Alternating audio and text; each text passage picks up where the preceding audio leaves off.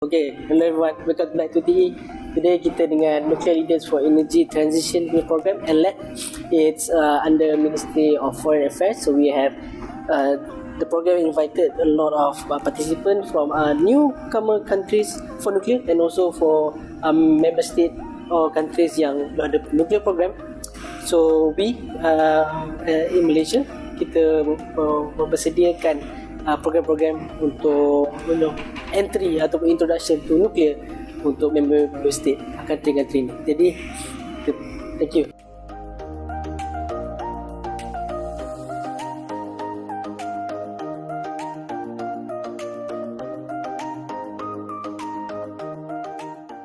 Okay, today we TE Podcast dengan Dr. Linda daripada Unit 10. So today we have event here NLET.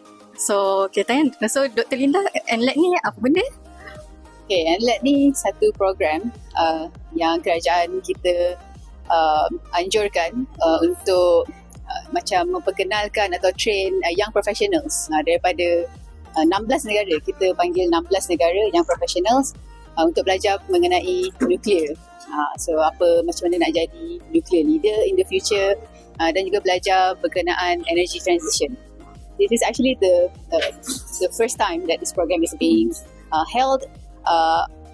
It's nice, to be able to meet with other young professionals from other countries to learn about, what are the issues that they are facing in their country. So it's nice to have that exchange of information, and we can learn from other countries as well. So hopefully it can be an annual thing.